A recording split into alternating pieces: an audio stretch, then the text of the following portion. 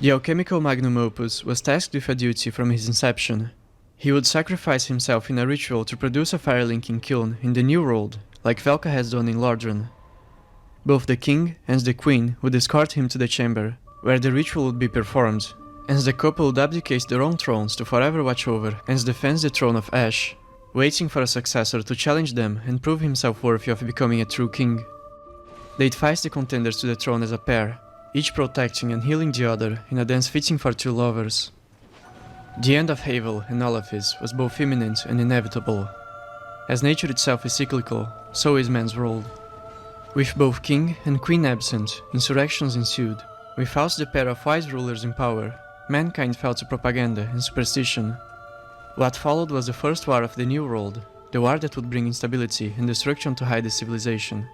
The names Havel, Olafis, and Heide would soon be lost.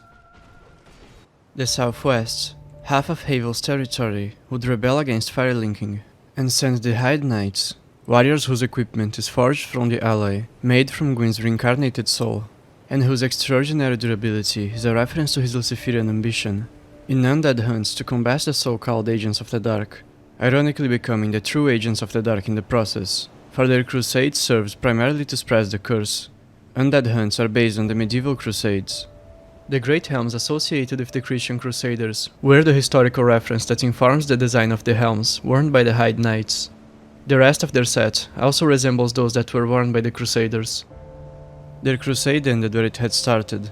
Its climax was an attempt to invade the Church of Blue, but they were evenly matched by the Old Knights, the artificial sentinels of the Tower of Flame, and went hollow before they could conquer the cathedral. The Heide Knights had attracted the soul of Nito, which rested below them. They were possessed by the soul, which emboldens their desire to conduct the hunts and spreads death. The Church of Blue, along with the residential area that surrounded it, and the Grave of Saints, would be submerged in the sea, for the consequence of the Crusades was a great flood, which is symbolic for plunging mankind into the abyss. Water is adjacent to dark because it sinks, unlike fire, which ascends. This phenomenon can be explained through an understanding of the Aristotelian configuration, the nature of the world of Dark Souls operates under. The self-inflicted Great Flood of Havel is a reference to the flood of the Old Testament, a punishment by God cast upon men for their sins, which, in the context of Dark Souls 2, were the Crusades themselves.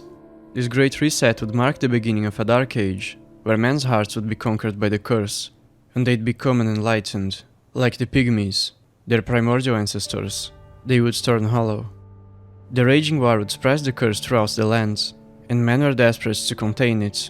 Havel had resorted to literally throwing its greedy undead, the adjective denoting thieves, murderers, and cannibals, down the gutter. For each person who'd be disposed of this way, they sculpted a stone effigy of Velka, the mother of the forlorn, a small gesture of penitence for their deed, as well as a way of asking for mercy to the cursed. The Grave of Saints would be defiled by the distressed acts of men. It was once a sacred graveyard designed to bring a dignified rest to the brave men who martyred themselves, but was now the improvised trash can of a decaying empire. The undesirables would build a slum within the underworld, where they would live in agony and solitude for ages to come. The similarities between the gutter and Dark Souls 1's Blightstown extends to the habits of their denizens. We find many cannibals and bandits in both areas. After all, the more one hollows, the more one desires for wholeness, and the more one acts on impulse, and so, the meekest among the undead would naturally be driven to such crimes. Even man's best friends weren't safe from the effects of the curse, and those that became man-eaters were disposed of alongside their owners. The gutter is better navigated with the use of a torch, for its light illuminates the dark, a metaphor for knowledge illuminating ignorance. The inhabitants of the gutter, hollows, men who were reduced to their primitive forms, worshipped the faded bonfires which the bearer of the curse should light throughout his journey to conquer the slum. Said bonfires had been lit before the protagonist travels to the gutter by a man named Aurous, who parallels the bearer of the curse, but their fires gradually gave in to dark, a metaphor for the fading of the first flame as firelinking is abandoned by men. The hollows of the gutter kept worshipping the dead bonfires, for they still yearned for their warmth, but lacked the noses they needed to move on. Effigies of Velka, which protects them from invaders, were placed near the bonfires. The Rat King was displeased by this development, for man had broken their ancient accord by settling in the world below. He would declare war against them and antagonize any trespassers to his territory. The king would create a new covenant with the humans he deemed worthy and desires to serve him, honoring man's accord. Should a man best his strongest warrior, a rat-eating dog who had his form twisted by his diet, or his vanguard of rat soldiers, the king would acknowledge his valor. The royal rat authority serves as a parallel to Sith. Both are dogs who serve their masters by enacting trials of strength to the journeying undead. A vast portion of the country formerly known as Havel was buried in the deep, damp abyss. A part of what remained of it, the place where Volgen is situated, would then be called Alken, or rather, Arken, as informed by the Japanese texts, which means worship. The northeast, half of the territory of Olafis, would rebel against firelinking as well, as its scholars, who had been dabbling into the study of the dark arts for a long time, fell to the temptation of the abyss. They'd begin by corrupting the holy man, while secretly disposing of those who weren't corruptible. The holy man was then convinced the commoners, who, like the rest of Heide, had fallen prey to the curse, to join the wicked cause, promising them eternal life. The warlocks would enchant the farming and mining tools of the peasants with a hex that granted them life-draining properties, a direct tie to life drain, the art created by Kaf, which he had granted to the Dark Wraiths. As the howling peasants kills their fellow men to absorb their life energy, like microcosmic demiurges, they help to spread the dark. The plot of the Hexers mirrors those of the primordial serpent Kaf, who tempted the four kings as well as the sorcerers of Ulasil to insurrect. The warlocks coordinated their takeover with the duke who ruled over Tseldora. The duke was an eccentric man who has developed an obsession with the creatures he found deep in Brightstone Cove. That is, the spiders. The spiders are, like all animals, incomplete dragons. In times of old, when the alliance between Havel and Olafis was in its heyday, the two kingdoms had attempted to produce Erebis. They did eventually succeed, but along the way, there were many failed experiments. Freja, the two-headed spider named after the Norse goddess of love, beauty, fertility, and magic, was among them. The Duke of Tseldora kept her as a pet. Freja would be freed from her cage and fed a chunk of the great soul of the pale drake, causing the spider to grow immensely. The Duke would then betray his people and unleash his dear Freja and its kin upon them, and the spiders would devour all men in the mining town.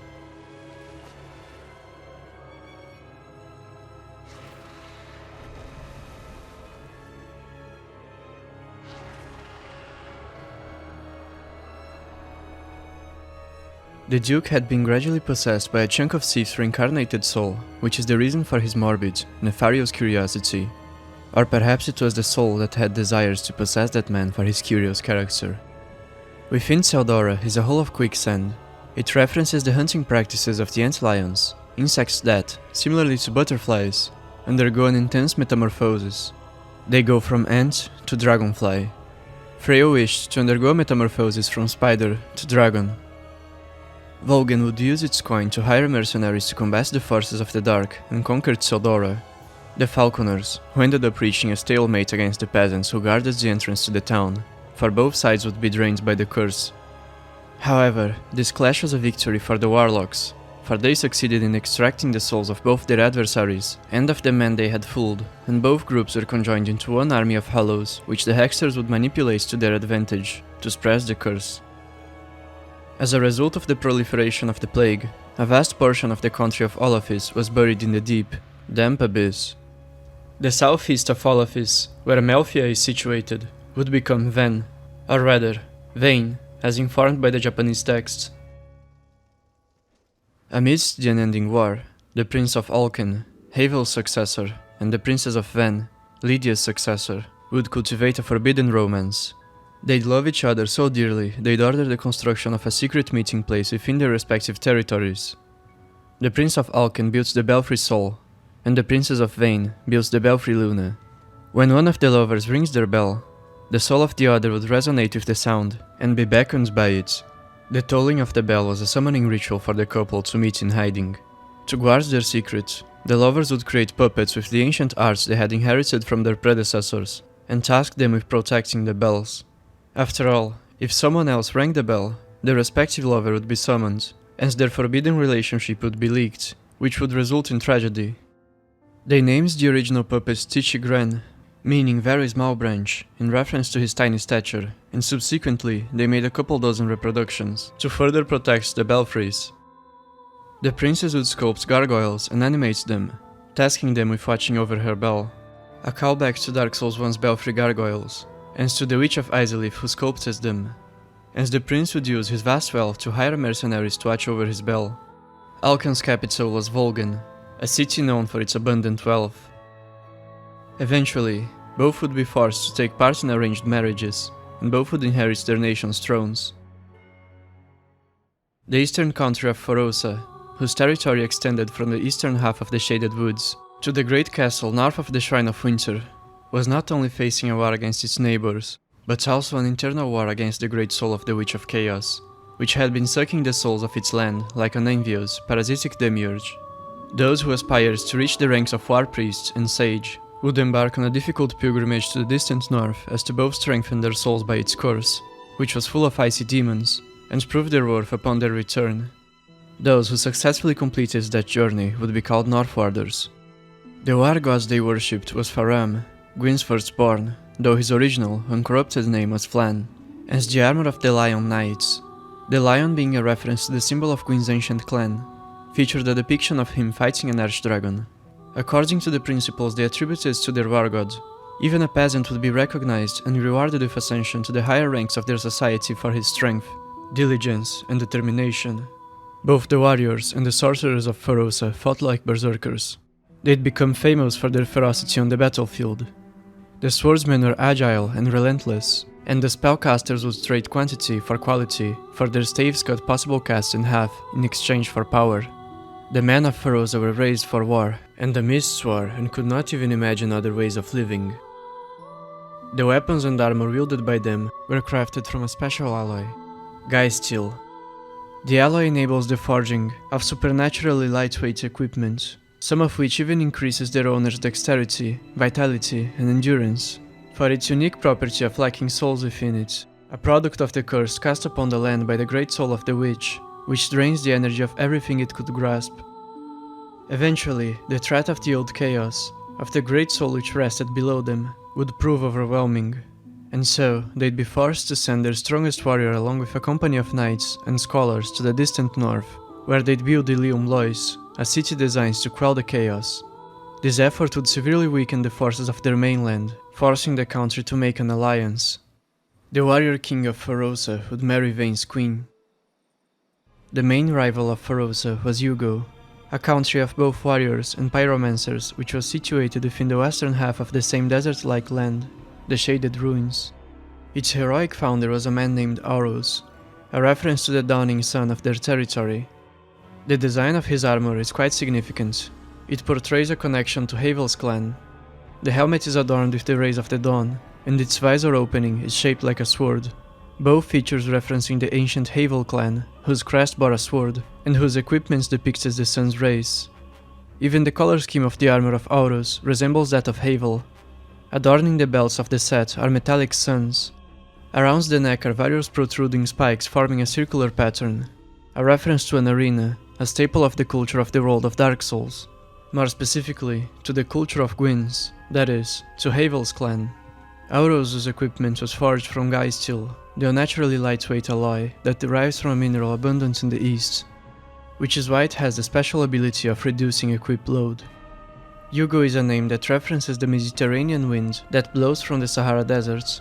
It also derives from Jugo, a Japanese name that, depending on the way it's written, may mean courage, overpowering, masculine, or gentleness. The combination of those various meanings is the perfect summary of the newly founded kingdom. The connection to the Mediterranean winds of the Sahara Desert denotes both Jugo's Mediterranean character, as well as the desert it stands upon. The warriors of Jugo thought of themselves as embodiments of courage and masculinity. However, somewhat unbeknownst to them, it was the women who were in charge. The desert Magi are pyromancers who possess such bewitching beauty, they charm even the men who are aware of their dark intentions. Said beauty comes from their habit of absorbing men's lives through life drain, like dark raves. Their kiss of death is a direct reference to that of the Dark Knights. For as much as the warriors of Jugo praise masculinity, they paradoxically draw their strength from the powers of the esoteric feminine, for their armors, which are, ironically enough, said to be invisible to cowards, are enchanted with a spell of invisibility, presumably the work of the desert mage. The illusory rings the warriors of Jugo wear, which turn their weapons invisible, are yet another example of that paradox. Indeed, they are courageous and strong, as betrayed by the method of obtaining the illusory rings, which for one of them is to beat Dark Souls 2 without dying once, and for the other is to beat it without resting on any bonfire. But they employ tactics most men on the battlefield would consider cheap and cowardly. As previously mentioned, it was the women of Jugo who were truly in control. The male warriors who fought for them were sacrificed as pawns, fighting on the front lines. They'd quickly hollow and be thrown down the gutter, while the mage would thrive through the art of life drain, becoming even more beautiful, never aging nor hollowing. The desert mage would craft grotesque-looking pots and enchant them with life drain. The pots would cast a curse upon those who come near them, which would absorb their souls. Even their own countrymen are targets for the vampiric pyromancers. Their behavior mirrors the very curse of the soul that rested within their soil. A company of dark wraiths would invade the south and western shores and assault the territory that used to belong to the nation named Havel. They'd be felled, and their equipment would be stored within mimics, as to prevent others from claiming it and inheriting their role. The ruined land of Havel southwest was occupied by a group of undead, who would go on to name their newly acquired territory Mirrah, a name deriving from Mirrah, meaning to see, in reference to the Tower of Flame, the lighthouse which stood as its landmark. Mirrah extends from the Sunset Realms, which are represented by the shield wielded by their knights, which encompass the Tower of Flame and the Cardinal Tower, to the Sunless Realms, which are represented by the armor worn by their knights, which features black and blue pieces on its exterior and upper half, and white and reddish-brown cloth on its lower half, symbols of the night sky and the first flame respectively, which encompass the place later known as Huntsman Copse. There, stone domes with holes only in their roofs, through which the hollowing undead were thrown, were designed to serve as inescapable prisons, to hold the undead until their souls faded into obscurity, having moved towards the sun, which that land lacked. The warriors of Mirrah refers to as orthodox, for they are like the undead hunters of the ancient Way of White, would employ the holy water that hailed from the spring which was situated at the western end of their territory to produce both divine blessings and holy water urns, throwables which are designed to harm hollows. That spring bathed in the sunlight of the sun they erected through mass death. The campaigns waged by Mirrah were undead hunts, and in the distant future, the swords wielded by their knights would even develop a special proclivity to hurt hollows, thus earning the name Hollow Slayers. Mirrah would train their warriors to become agile and strong swordsmen, only dabbling in spellcasting as long as it was useful to counter spellcasters themselves. They'd find the lost miracle scrolls of Havel, the Magic Barrier and the Great Magic Barrier, which they would teach to their knights, a title claimed only by those who had distinguished themselves on the battlefield. Some among their ranks would wear masks to hide their hollowing faces, for Mirrah was deeply afflicted by the curse, and so those close to losing themselves were exiled. Tragically, by the time the peasants who had finally managed to prove their valor after countless battles earned knighthood, they'd be suffering profusely from the effects of the dark sign. The meritocracy championed by Mirrah was but a deceitful ploy to spin the wheel of death, which would, when painfully turned, grant the desired sunlight to their homeland. Mirrah is inspired by 16th century Spain, and their undead hunts, which also serves to expand their domain, by the Spanish conquistas.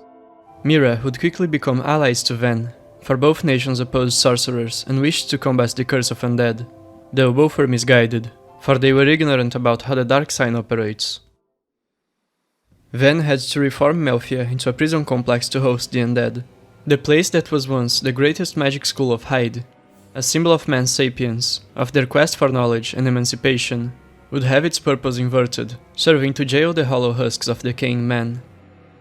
The king who ruled over it, the Forossan warrior king who had married the queen of Venn, and who earned the moniker Jailer, would antagonize sorcerers, thinking them to be the progenitors of the curse, a reference to Sif having been the curse's creator, a historical fact which may have been diluted by rumor.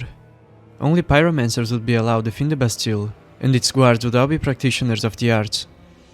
Sorcery would become a taboo, and those who studied it would be targets of the king's inquisition. This exaggerated measure mirrors Gwyn's witch hunt, which targeted the pyromancers of the world of men. However, it didn't stop men from studying sorcery in secret, as implied by the presence of the Bone Staff, a staff made from animal bones by a self-taught sorcerer, within a secret chamber of the Bastille. The undead who were stored as a prison would have their eyes covered with bandages. The foolish king thought that by sealing the windows to their souls, the curse would be physically halted, but it only made it so their hearts would be overwhelmed by the draining of the dark sign. As their inner fire felt the intense pressure of the sun's pulling, their chests would become like ticking bombs. The undead were such an issue that the king overlooked any cruelty committed against them. One of the prison's officials develops the habit of feeding them to dogs, but in the long term it resulted in the dogs themselves howling, and his spirit would forever haunt his torture yard. The desperate and paranoid jailer king had an idea. He'd find the fable's dark soul and harvest its powers to cure the curse of undead. He ordered a company of knights, the ones later known as Ruin Knights, to travel to the elusive Ringed City and steal it. But they would never come back, for they were defeated by the Judicator giants and had their souls enslaved for eternity. Upon their departure, the king would employ the art of puppetry to grant life to the armors that had remained, creating the golems who would be known as Ruin Sentinels. They'd be tasked with guarding the chamber which connects the prison area to the rest of the Bastille. Straight of Olafis and Gilia of Volgan were two of the most prodigal scholars of Heide.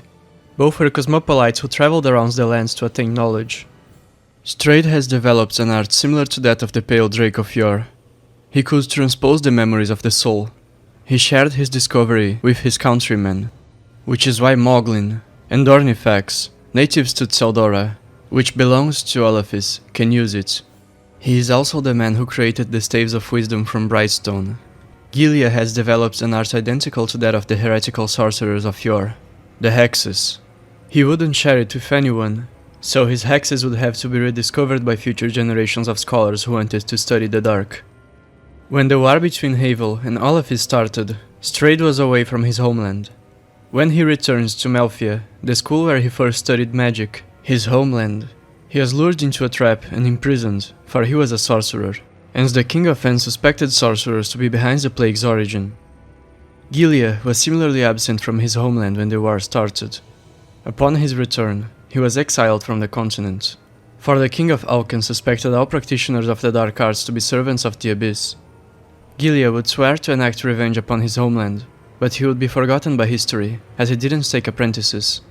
As he drifted aimlessly through the sea, he'd stumble upon an island which had been, when the world was condensed in one piece of land, during the Age of Ancients, a battleground of a war which men had fought against the dragons, and thus contains the ultimate treasure, an abundance of Titanite slabs.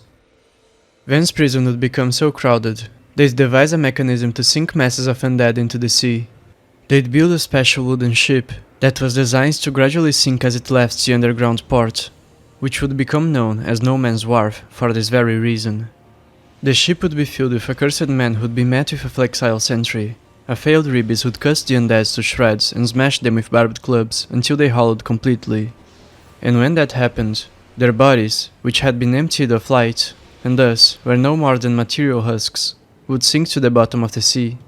The ship was conducted automatically by a magic spell, after it had sunk deep, and every passenger had been transported to the depths of the sea. A bell would be rung to signal to the automatic ship to return to the port. The port was operated by a company of slave warriors. Known as Varangians, they used to be a band of pirates. They had invaded the continent, and assaulted the territory that used to belong to the nation named Olafis. Their invasion failed, and they were enslaved by the king, who employs them as guards and officers of the No Man's Wharf. The port would be confronted by waves of invaders, many of them groups of bandits who aimed to pillage the lands, but all of them would be bested by the slave warriors.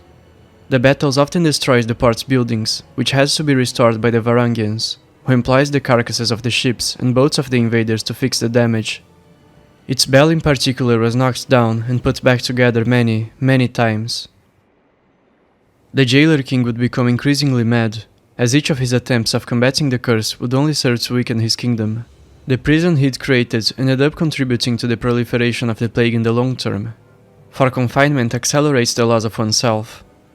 His prohibition of sorcery wouldn't be effective, and the mass imprisonment of sorcerers would not only reduce the kingdom's forces, but also further contributes to the spread of the curse.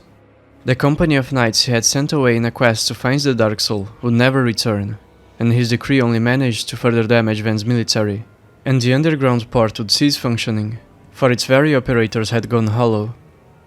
Despite Venn being at the height of its success as an empire, it was also at the height of its misery.